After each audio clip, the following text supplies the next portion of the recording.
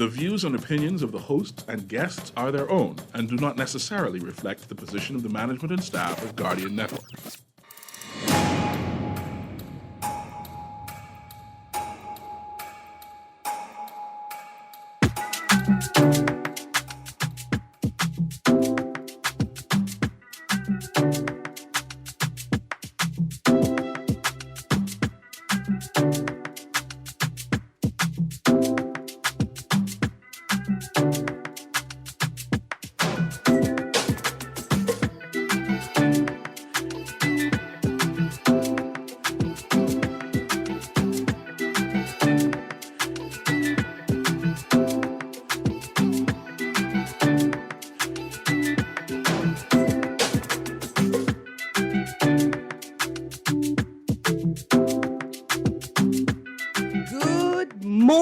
Good yawning this morning, and welcome back to 96.9 FM Guardian Radio, your place for fresh news, smart talk, all day.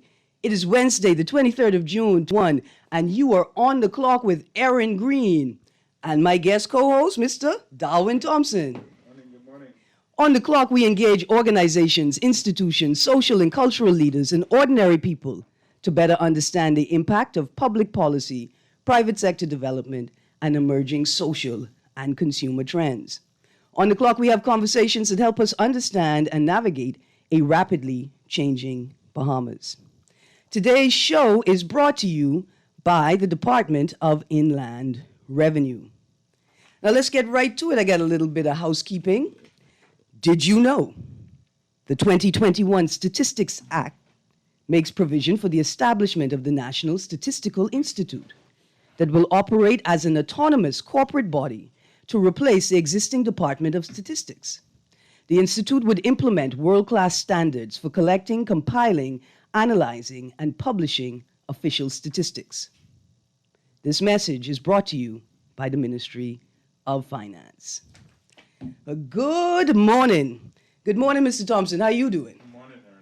How are you? I'm good, thank you. How was your Father's Day? I did miss you yesterday. Yeah. I did miss you the day before. How was your Father's Day? No, man, I was here the day before, but Father's Day was amazing. It's by my two lovely ladies. Now, did you really let them take care of you? Or did you say, look here, ladies, there's still some things I'm not going to let the women them do on Father's Day? Well, that's a given, right? There's certain things that she wouldn't do. I posted saw this that was pretty funny, saying that all the women need to cut the yard, right? Yeah. Sorry, but she wasn't cutting the yard this week. Maybe next time. Yeah. Do you feel like men that makes them feel good that there are things that are in their domain and that they are responsible for? I think so. I also think that I just don't like the women in my life having to lift their hands to do all that heavy work. Not that it's bad or negative, but just said, let me do it. If they don't have to. Yeah. You take your time, relax. You got a baby to deal with basically half the time that I'm not here, so let me deal with the rest. Right. Do you think most women see that in the spirit that it's offered as I feel like I have a role and it is harder than the other things and I will gladly take on things? Right. You think women see that in the spirit that it's offered, or do they see it as controlling and an attempt to control a woman in the situation? Well, it depends on the relationship, really. For me, in my relationship, my wife knows that, hey, at the end of the day, if you want to cut the grass, you can cut the grass. I just wouldn't prefer to allow you or let you do that. Right, or presume that that's what you're going to do. Or enjoy doing. Exactly. No, definitely not, right? Do you enjoy doing things like that, or is it just something you do because you was man and that's how you were raised and men do these things? I enjoy doing it. I personally, I enjoy taking care of my own stuff. Even if my wife tries to help me to clean the car, I'm like, no, just leave it alone. I got it, Yeah. And I also think that there's a certain level of experience that comes with that. So I know that I've always dealt with certain things, and my experience in that gives me the ability to do it within 15 minutes as opposed to someone that comes and does it in 2 hours. Mm-hmm. Yeah. Do men make fun of other men whose demeanor in a relationship appears to be more submissive. Like, for instance, I was in a snack place with my partner, and I know we're both women, so this is not an attempt to paint a normative heterosexual relationship, right? It's just looking at life. Yes. And they have a special, and I was getting 2 bag a chip on special, right? Right. And they're not necessarily the healthiest Chips, and that's an oxymoron in and of itself, right? Right. And she looked at me and she said, 2 bag? And I look at her, right? And I look at the cashier. And the cashier was shocked. Yeah. Because I'm sure the cashier is sort of like, first of all, when people, but Right. here I am, this big figure on the radio, and they want to Yeah. know what I can do. So I look at her and I say, you sure I can't have 2 bags? And she say, no, right? And I burst out laughing. And the Yeah. cashier wasn't sure what was going to happen next, if we was Right. going to row. Yeah. And I look at the cashier and I tell the cashier, boy, isn't it nice to have somebody to fuss you, like, Exactly, and somebody exactly. to control you in that way? Yeah. Like, and so I didn't see it as. Right. No, I think, especially for myself, I don't look at it as a negative thing. My wife definitely has a certain amount of control over my decisions, my actions, and the things that I do. So much so that she only has to give me a look. She doesn't even have to get to the point where the bag or anything. She just has to say, and that's it. Just that look. So, you know, at my within my own perception, I think that the intricacies of relationships vary between each different relationship. Yeah. So I think it's important that you find that balance for yourself, you know. And I think that any guy that's submissive to his wife as well is an awesome husband too. Now look here, I done called plenty relationship coach to come on the show Yeah. for Men's Health Month, right? Yes, To yes. talk about relationships. But I think they think I up to something sneaky, right? And they answer me positively yet. I just want you all to know I'm not trying to create a relationship with you. Right, I'm very interested in how men feel, though, right? And how they say how they feel, but how they're located in this place, and do they agree with the things that are said about them, right? I like that perspective. Or you know, is it a cultural trait that Bahamian men have, Right. which is y'all talk, I don't care, right? Like we hear what we busy about doing what we doing, Right. Right. you know, and maybe that's the focus. But I think for the social scientists and the social analysts, right, and the people that are really, really concerned about where we are, how we got there, and what we're going to do next, right, and Right. concerned about dynamics for young people in particular. Right. I think that we do need a focus on men.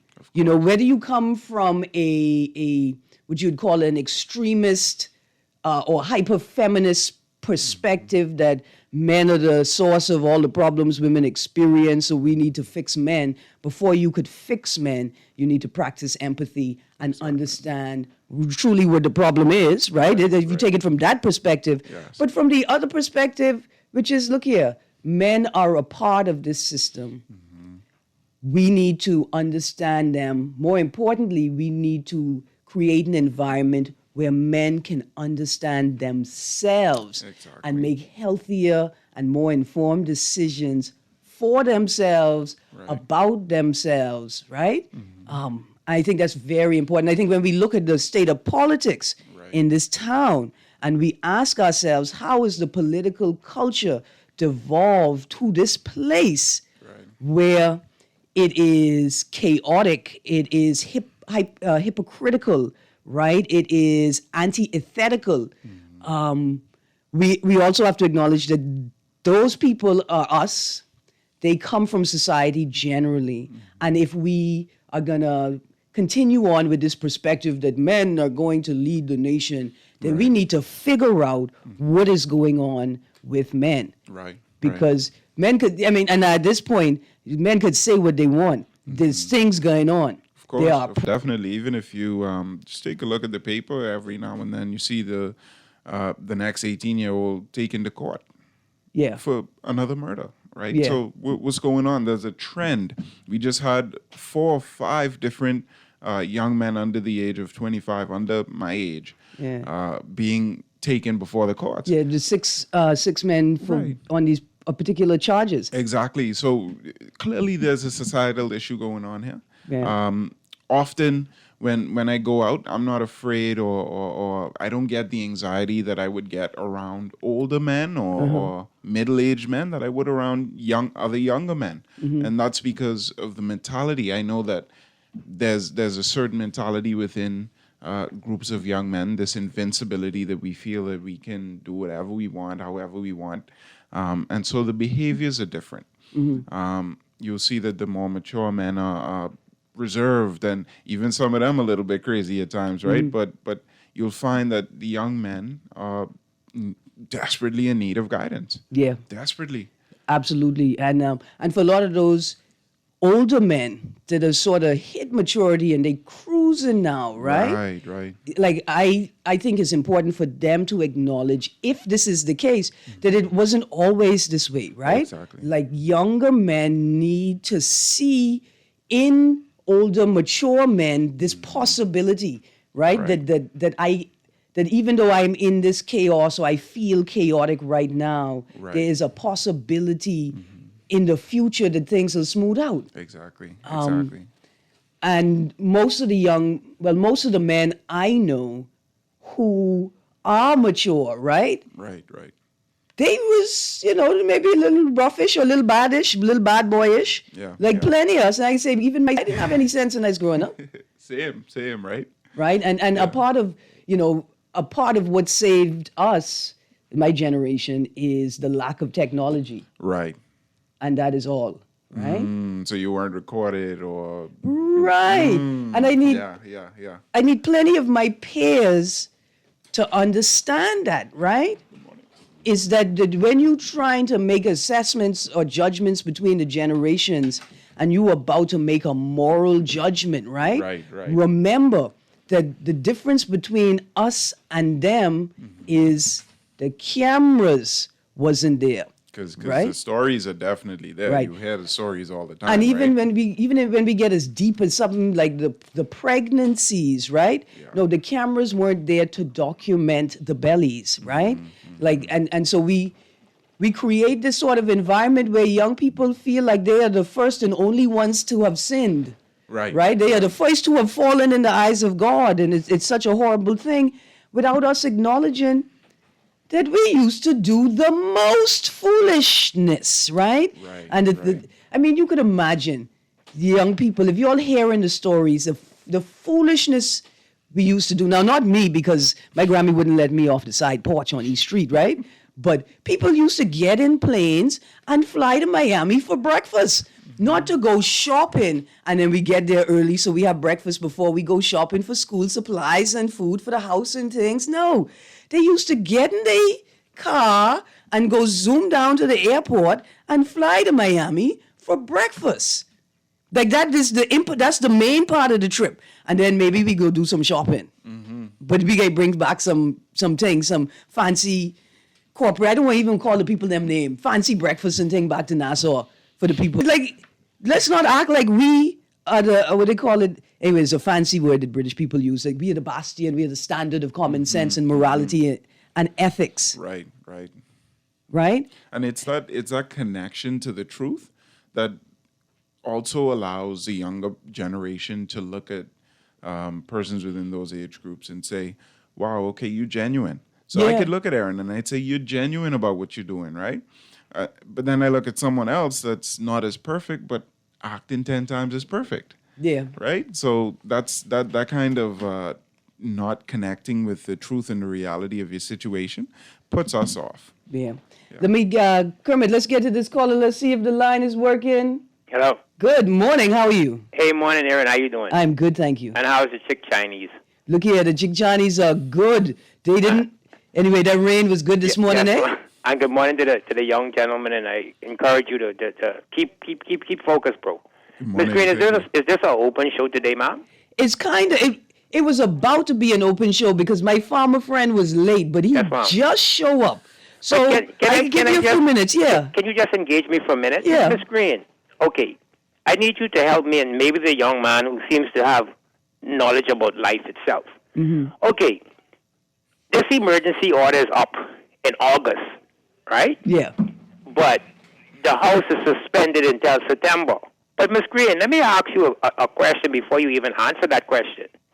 If we're in emergency, why is it that the House has to be suspended till September? Why is it that this government decides to go on a vacation? Again, remember now, Ms. Greene, let me take you back down the memory lane. Hold on, wait. You ain't serious. The House is suspended until September? September. Hold on, that already happened? Yes, ma'am. No, yes, man, that's ma'am. a joke. That's a joke. That ain't serious. Okay, if it's in your car for a whole 2 months. No, I believe you. Free. No, Free. I'm not saying no. I can't. Ms. Greene, one thing you can say with myself. No, When I do call a talk show, Yeah. I don't. I know you're not knocking what I'm saying. I don't call a talk show to open my mouth up unless I have my facts. That's why when I hear one or two persons texting back, all I say, man, I went with them 25-cent people because they ain't got no voice. But what I'm saying to you is that if the country is in a state of emergency, Ms. Greene, and the young gentleman inside there, why are you going on a vacation? Yeah. Huh? So why is this, okay, and back to the same thing again. Why is this emergency order still in effect then? Yeah. Okay? And Bahamian people who can hear me this morning, y'all need to stand up, And I'm not talking about stand up violently. Anyone who knows me, I'm not into that. Speak, call these talk shows, send things, with making sense to your MP. Explain to them, if you could go on a 3-month vacation and this emergency order is up in August, and then Mr. Cardwell said, if the GG sees that it's sufficient, that the numbers go up. I mean, Ms. Greene, I two things I already tell you to document. This is the second thing I want you to document for me, please, as I hang up. Mm-hmm. Today, I want you to watch the numbers is now. And Ms. Greene, you could tell your sweet Jesus, when you see August coming around to August, then the numbers going up. Then they can talk about, we have to give you another 3 to 6 months. Like you playing a mind game, but I can say this to those powers that be. You got some sensible thinking Bahamians out here. In other words, you have Bahamians out here, but this thing called mother's wit. And for those who don't know what the mother's wit is, I think you should need to ask the older people. Have a good day, Ms. Greene. Absolutely. Thank you, DeWitt. And let's start at the top. Thank you for encouraging Bahamians to engage. Because here's how it works. If you don't make your voice heard, right, the politicians will continue to say you didn't care enough to speak up, so I had to make a decision on your behalf. If you become disenfranchised and you don't vote, the politicians will quote the low voter turnout and say, it's not us, it's the apathetic Bahamian public that does not care about governance, and so we make the decisions on their behalf. It's not just like that I'm encouraging you to engage. It's that you have a constitutional obligation as a citizen, right, to engage the process of governance. In fact, those politicians can't do their job properly without your voice. Right? Refuses to create a mechanism to capture your voice, to collate it, right? To document it. Then it is upon us to create these mechanisms. And I could be honest with y'all, we have too many bars in this country. We have too many restaurants in this country. We have too many high-end establishments that the average Bahamian cannot participate in or support. In fact, we are creating a country for other people. I'm glad that my guest was late and that gave me a time to sit calmly with my guest co-host so I could think about other things this morning instead of the things I wanted to rant about, right? But we're going to think about this. Why in a town where an abnormally large number of people are not connected to the power grid, are we making 90% of us, 95% of us making candles for tourists? We have been in an energy crisis for 30 plus years, and we do not have a local candle industry to serve local people who cannot afford electricity. Ain't nobody importing safe lamps. Ain't nobody making fire retardant candle holders. It's almost as if we don't care about the people that live here. We only care about our opportunity to make money while we're here. And on that note, I'm going to blame the Ministry of Tourism and I'm going to blame the Ministry of Finance and the government, because y'all's slogans are so good that Bahamians have bought into them and forgot the message ain't for them. Right? It repeat the slogans because it's like, oh, bear. They like magic and it have us confused. We putting on a play. They're Bahamas. They're Bahamians. We putting on a play, right? And it's like we at that place on Mackey Street who changed their name and ain't nobody know the new name, right? Just like that. We putting on a play and all of us sitting in the audience waiting for the play to start. And we forget that we are the cast, we are the set design, we are the set staff, we are the director, the lighting and the sound, we are the people who collect the tickets, we are the people who manage concessions, some of us in the parking lot trying to sell snacks, bootleg, even though we running the concession stand in the theater, right? And all of that is because the Ministry of Tourism did such a good job with the slogan, and the Ministry of Education did such a poor job in not telling us the slogan is not for us. Right? It is a plantation model. It is not for us. Let me show you something. How could? And I was supposed to say this yesterday, but I didn't really get to it because the truth is I don't have any money to get sued and I'm not quite sure how to say it properly, right? But last week when I had that gentleman, Mr. Toby Smith, on my show, another gentleman called and I had to remind that gentleman again that I ain't got no money so I don't get sued. So stop calling company names and talking about who paying who and doing what. Well, it turns out I owe that man an apology. Not the kind of apology that can get us both sued, because that obviously is not what you want. Right. But I need to say to you, thank you. Because I didn't see it, but now I see what you were saying, and I hope other people see it, except for the people who like to sue. Y'all didn't see nothing. Carnival Cruise Line and Royal Caribbean Cruise Line have a Grand Bahama partnership in the Freeport Harbor. And all I want to know is who owns the harbor. These guys went as far as saying in a press statement, and just give me a moment so I could pull it. You got to read these things carefully so you don't get sued, right? But again, this is from the October 27, 2020 Tribune Business section in an article written by Neil Hartnell, right? And you need the whole paragraph for the context. The Grand Lucayan sale will not close until Royal Caribbean and its joint venture partner have sealed the deal for Freeport Harbor. A cabinet minister disclosed to Tribune Business.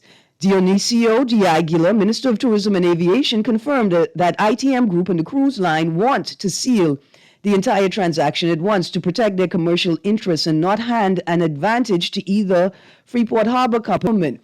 Their consortium, or whoever you are, possibly if I don't call your name, it's less likely I can get sued. But let's talk about it.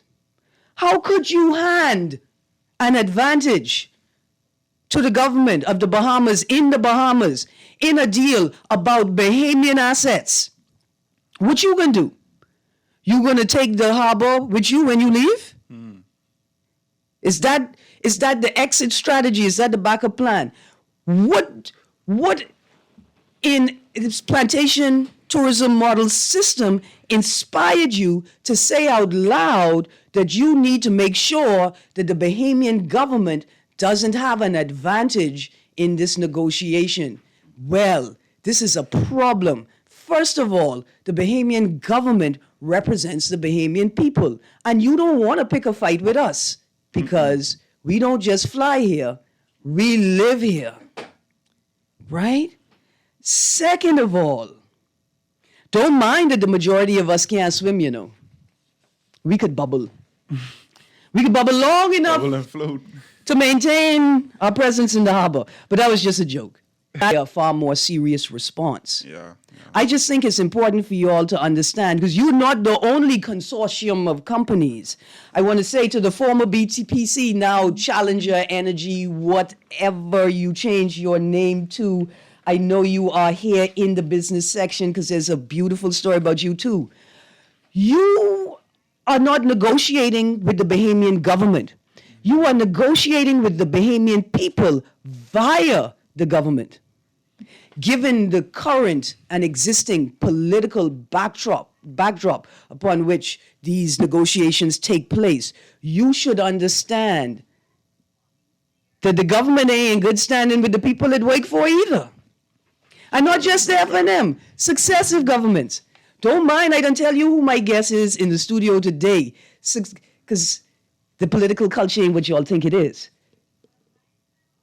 Foreign companies should not come in to our country and speak about national issues, because as much as you want to say that this is just a private business issue that ordinary people should stay out of, how could the sale or management or question mark of a harbor, let alone a Freeport harbor, not be a matter of national concern? About to be the largest and number one in the world, eh? Right, that's like telling me, oh, I'm going to drop a hole in the ground for oil, but that ain't really your business. I talking to the government. Right. The same ocean that I swim in, the same ocean that the purest sea moss is harvested from, while y'all around here buying and importing foreign sea moss. Now, I'm not dissing the people who import it, because you bring in a good product, but it ain't as good as the locally harvested sea moss that we will not see for maybe 100 years if we have an oil spill. You ain't ask none of us. And so when we get to this story in the National Review on the bottom of the fold, eyeing a transformation of heritage sites, private management of deteriorated national treasures requires full transparency. Dear government, don't tell me you have to create an agreement with the private people because it run down. You let it run down instead of having judicial meetings where you serve the people 10 meats. Don't think we don't remember that just because we weren't invited. You had 2 of them. Mm-hmm. The money should be going first to take care of the children that don't have nobody to take care of them, and the older people that don't have nobody to take care of them, and the disabled people. And then to the historic monuments, the history of this place. 2 weeks ago, people are telling us about the tunnels that run under the Ford system. Mm-hmm. And now today, you telling me you entering a private-public partnership? Am I going to have to pay people money to go see my Ford the same way I got to go pay people money to go see records that are already public record and I should already have free access to? Is this what's going to happen? And if it's a public-private partnership, how come the public don't know nothing about it? Why does it seem to be a private-private partnership? And how come the Ford, how come money? Listen, I don't have any children, so I have not had the experience of children running tape across my head. I can be honest with you, I've encountered some substance abusers that have run the most beautiful proposals across my desk. But how they coming right back with the $20 and a case of mangoes. Right? But this is not it. Where can we find the documentation of the management of these sites over the last 20 years? How could I find out why the Ford owe the cruise line money? What could they owe the cruise line money for? How does that even exist? What? Surely they're supposed to be paying you to bring their people there. Certainly we are not paying them to bring their people to the fort. Is that what we're doing? Because we're not going to make fun of people. I'm not going to use that word. But if this is how y'all kicking it, I have a bridge to common sense I want to sell you. It leads straight from the cabinet building to common sense, and it is easily installed. Just as we go to the break, I want to share something with y'all. Let me go on the top of that fold. So I'm reading the story, jury is still out. And it's an analysis of the recent Court of Appeal decision to uphold a landmark 2020 Supreme Court ruling. And I can tell you, I got my back up when I saw Loftus Roca on the page, because I was expecting some Operation National Rescue foolishness, Yeah, right, yeah. where they actually chased Bahamians out of a town hall meeting because they insisted on presenting a particular position. Quite gladdened by what I heard, former leader of the country, not like leader PM, but leader like I stand with these brethren. See, Right. because this was from a time when the PM knew that he was equal among equals. When he knew that these boy them will call him dead quick and ask him if something wrong, right? Roca says, it says, but former Minister of Immigration A. Loftus Roca, one of only 6 serving signatories of our Constitution, said yesterday it was never the intent of the framers for children born in the Bahamas to unmarried foreign women to have automatic Bahamian citizenship. Roca, now 85, said when citizenship issues were being discussed ahead of the 1973 Constitution, one concern was at that time it was not easy to prove paternity. He goes on to say, unlike today, when DNA testing is common. As such, he said, the framers wanted to safeguard Bahamian citizenship. That was the most difficult part of it. We know who the mother was.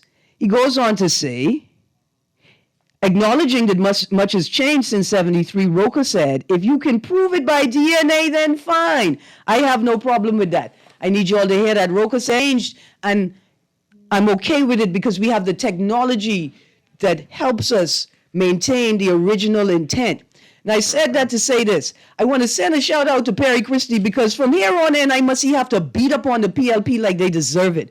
But I want to send a shout out to Perry Christie because he said something phenomenal, which should be the new hallmark of the PLP party. Not like these people who think they're going to diss up and insult, and I mean slander and slur, Glennis Hannah Martin on the convention floor, or other women who can get up and use the nefarious N-word on the PLP convention floor. So y'all need a rebranding, and I don't think y'all understand what this rebranding requires. But in 2014, Prime Minister Perry Christie, when asked if the government is considering entrenching a same-sex marriage ban in the Constitution, Perry Gladstone Christie said, I do not think this is a decision that we should make for future Bahamians. I do not think this is a decision for future Bahamians. That is the beginning of the reclaiming of the PLP, right? Now, y'all don't mind that it was same-sex marriage. The Constitution has a provision that protects the temporary ban on same-sex marriage, even though it is discriminatory, right? So y'all safe. Don't watch nothing. The point is, he understood that there are some things that cannot be decided for other people and other generations of people. That's why I make that point. That is the type of leadership that we need in this country. And that is the type of leadership young people need, and they need to hear that. They need to hear a prime minister telling them, I am entrusting you to carry your people through this process in the future, and let them understand that while there are decisions you have to make, there are decisions that you cannot make for other people. Therefore, score and 10, gang. I need you all to remember that too. You trust us that we're going to take care of you, and we will trust you that you're not going to cling tooth and nail, fighting us instead of fighting death.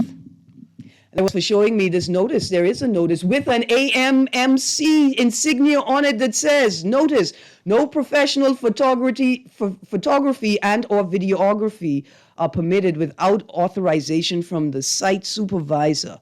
Please check with the office. So that happened about a month ago. We were trying to walk around the fort, and we were intercepted. All right, and you were told that you couldn't come in. We couldn't even walk around. See, okay, these are things that require public discourse before decisions are made. And maybe it's a cabinet problem, maybe it's a ministry problem, maybe it's an MP and constituency problem, but guess what? It's a problem, and it's not our problem, it's your problem. Anyway, I got a caller on the line. Caller, you are on the clock. A godly day. Good morning. On the way so long with you and your guest. Now, look here, Brayman, you always confuse people when you say this dark universe, because sometimes you sound so glum. But when you say dark universe, I think of all the things unseen, which is the majority of the world around us. And as soon as I put my eyes on it, it light right up. Yeah, but the thing is, what you got to do is, or what you should do is think about the people with the evil heart. That's what makes the world dark. Oh, that's what you mean by dark. Listen, Right. I don't think, Brayman, I don't think about them, and you don't think about them either. Well, I have a whole the team of thing is- Chickchanis on them. Well, the thing is, okay, but the thing is, if they would clean up their heart, we wouldn't be going through the bunch of immaturities in which we are going through as a people. True. But what I want to say, right? Mm-hmm. This situation in which those governments be dealing with those heads of a they're giving the people the prerogative to say the things and herald to say the things and do the things in which we disapprove of. They're going back to 1619. You see what I'm saying? Yeah. When slavery started in the United States, and then they have that same concept that they could just put it on people today, especially the Bahamian people. And our people would go in the House of Assembly to do business for us. They got to do better than what they are doing, because this country does not only belong to only them, it belongs to us, which is the majority of people. Yeah. And people, all of them need to understand that. It's just nastiness and greed, dirtiness. You see? Mm-hmm. That's what it's all about. And our Bahamian people got to wake up and stand up, because this is our country. Yeah. And we got to make them to know this, to know it. This is not 1619 when slavery, was rampant in those parts. Thank you. Thank you, Brayman. Thank you. I think you voice. Wait till you hang up there. Voice a major concern. Bahamians feel like they have been left out of the system. Bahamians feel, and I could be honest with you, I feel like it all the time. I feel like we have not stopped wrecking. In the absence of other ships to wreck, we have turned on wrecking our own ship, and we're prepared to cannibalize ourselves for the illusion of success and sustainability. And it's not going to work. But see, here's what the problem is. It's one thing to identify and label that behavior in politicians. It's another thing to understand that the politicians come from us, and that behavior in the political culture will not change until our personal and communal cultures shift.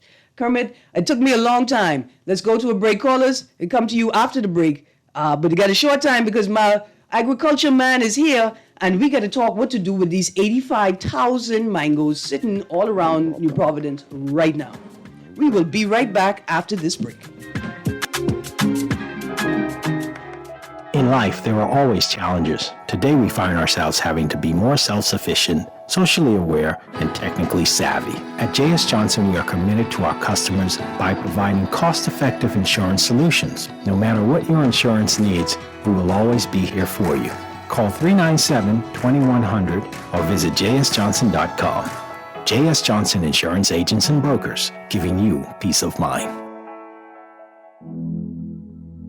I've been representing all my life. I'm getting ready to make it count this time. Since it's 2021 for your family line, you better get ready.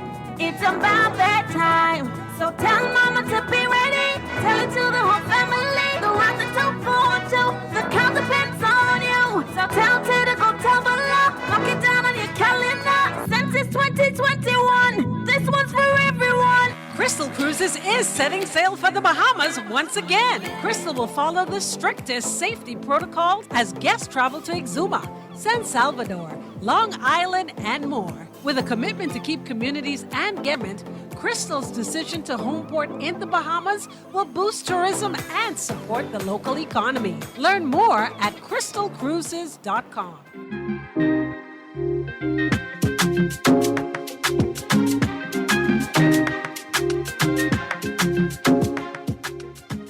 Good morning and welcome back to Guardian Radio 96.9 FM. You are on the clock with Erin, Greene, and my guest co-host, Mr. Darwin Thompson, and my guest today, returning from yesterday, Mr. Phil Davis Jr. Good morning. Morning. Now, look here, I got a little disclaimer. I know you don't know this yet, but I forgot that you, Mr. Phil Davis Jr. and Mr. Christopher Davis are brothers. Correct. And I got Christopher coming on tomorrow to talk about African spirituality, fatherhood, adulthood, and rites of passage as we close out Men's Health Month. And so I just want to make this small note while I look at you right in your face. I ain't going to beat up on the PLP over the next coming days. No problem. But I want people to understand that I ain't about that typical political culture, right? Where, I beat up on the PLP so I can't talk to nobody from the PLP. And first of all, I want to tell this. Y'all go ask any PLP if I was a part of the PLP.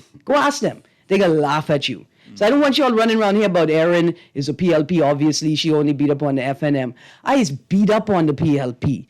I had to take a break from beating up on the PLP. I felt sad for the PLP. I embarrassed for them. They're in a horrible state. They think that they have done what is required to overcome. They pass. They're not even close. I don't think they realize the extent of the work that they need to do to overcome that. But more importantly, I don't think they understand the extent of the work that they need to do in opposition to prove to new voters, to new people, that they are prepared to take on this task of leadership. I want to say to the PLP powers that be that y'all pull back from all this gutter talk and all this, all this horrible language surrounding the political campaigns. And I am appreciative of that because we've seen an entire shift on the political landscape or how people are talking to each other right now. But don't think that that's sufficient, right? And so I need you all to know, I'm going to beat up on all of them. I'm going to beat up on all of them. But not today, because I want to make this note as we closing out Men's Health Month, right? I know Mr. Phil Davis, and I know Christopher Davis, and I actually don't know any of them through their father or their mother or stepmother, right? I know them because of what it is they do. But from I know they is role with Mrs. Anne-Marie Davis, right? I know who they is. They are respectful, polite, mindful, careful, sensitive, but mannish. You can't be more mannish than them, man, right? And there's always a care and consider women in their space, right? And I know they're going to claim that they's man and they come from the man around them. I know Anne-Marie Davis bring that up in y'all, and your mommy, whose name I don't know, and that's Janice, right? And brought that up in y'all. And so and that's why I have them on my show. Not because there's PLP and I love the PLP. Oh, God, no. Anyway, good morning, Mr. Davis. How you doing? Good morning, right here. Thank you. Now, yesterday you sent me a picture that said the faith of the mustard seed, right? And I know we were talking about GMOs, right? Genetically modified organisms. And I know that there's some argument, people say, oh, GMOs are bad, don't eat any of them.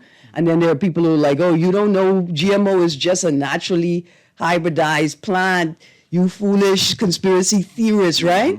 But we do know that there are naturally plants that naturally modify themselves over hundreds of years, right? And then we know there are things that have been modified in a lab, right? But faith of the mustard seed is about a natural process of modification. Modification from the wild mustard plant. Right. And so make the link for me, because I feel like you're making a Bible link, right? Okay, it is the Bible link. So remember we were talking about the cruciferous plant. So a cruciferous plant is a plant that has a flower with 4 petals. 4 petals that looks exactly like the cross. Has the 2 spears on the side, the same as the soldiers that pierced Jesus Christ in the side. And then again from yesterday, what we were saying, the seed put inside the ground within 3 days germinates. As they were saying, Jesus Christ came back. So when you're looking at vegetables, most vegetables come from the dandelion or the wild mustard. And dandelion is one of the first lettuce. So most vegetables come from dandelion or wild mustard. Wild mustard. So if I eat some dandelion and wild mustard, I could tell my parents, no, I don't eat all the vegetables today. Like I don't need to eat any more for this week or nothing because I done hit the sauce. No, you'd have to consume them pretty much every day to get the nutrients and stuff from them. Okay. Because it's gonna be lost through sweating, through urinations, through anything like that. All right.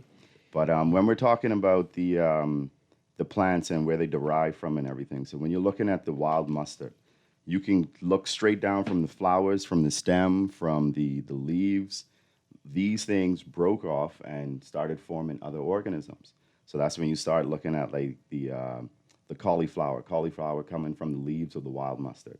And then you look at the sections of the stems and stuff also going with the kale. The roots, radish and turnips and stuff like that. So that just grows out and diversified into different vegetables. These are the vegetables now that you're looking at to support your body. Right. You're getting the most of your nutrients and supplements and stuff directly from the plant. So when you're seeing that you're consuming these vegetables with your daily diet, now you're talking about I don't have to take vitamins or minerals from a secondary source. You're getting it directly from the plant. Yeah. And that means now that you don't have to eat as much. Yeah. So now that your body is not feeling heavy, bloated, or anything like that, and you're actually generating your blood and your heart and keeping away all of the ailments that'll get you from like cheeses, glutens, sugars, glucose. Exactly.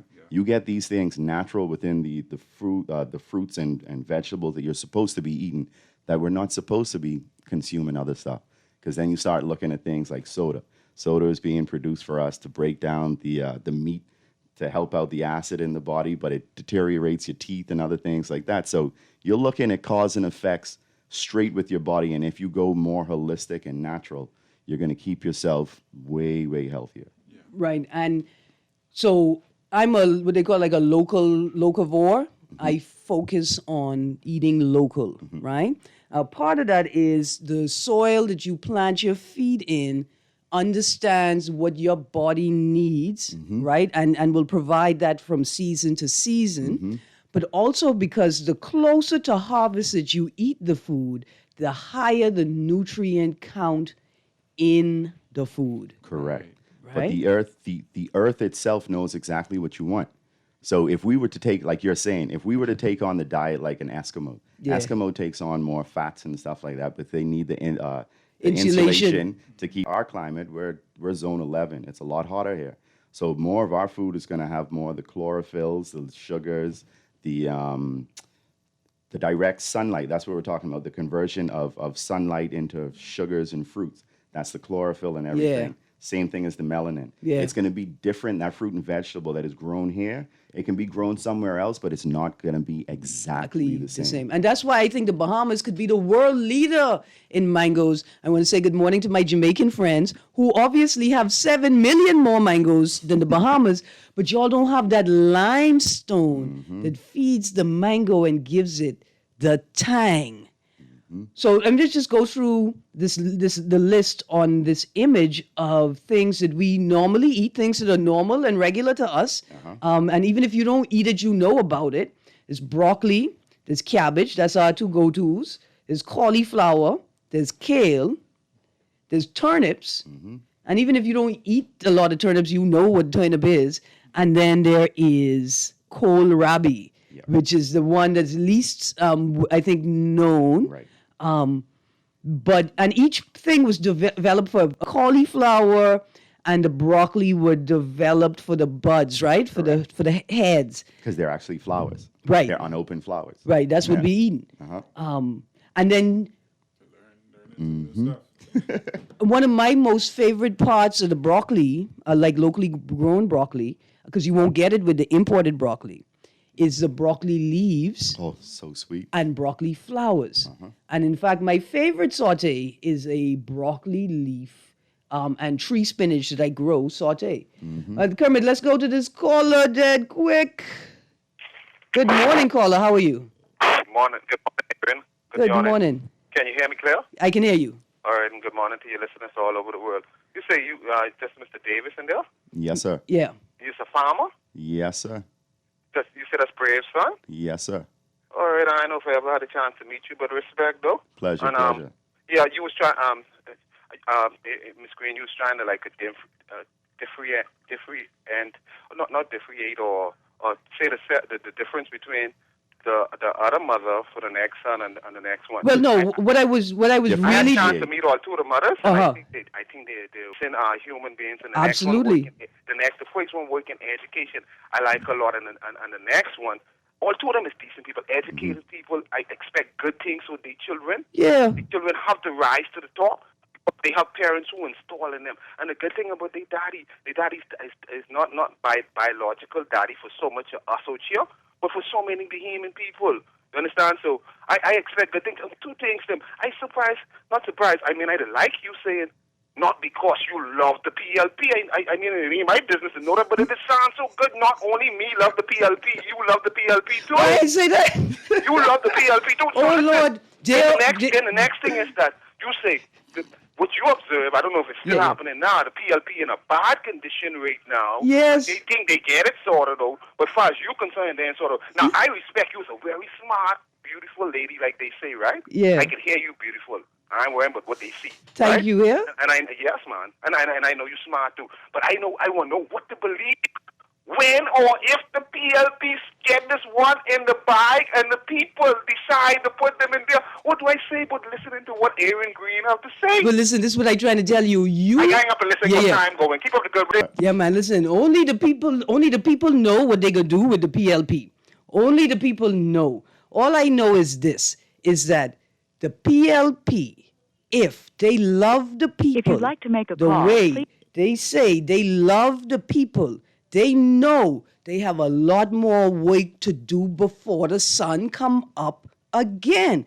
They know that they have to work like their forefathers worked, like the Labour Party worked, like the PLP worked to get the Labour Party to support them. They got to work like the women who wore the PLP shirts under their uniform on the Eastern Road worked. They got to work without ending. Ceaseless works. They got to keep working. They have to use their money, personal and institutional, to create systems outside of governance. They have to stop waiting and relying on this old trite line, well, when we get in power, you could see what we could do. No, you missing the point. The test is, if we cannot see what you can do before you take the government, what's the point in wasting our time when you take the government? You have to prove that you can do it before you go in. And if the PLP cannot, after all of these years, create a temporary housing program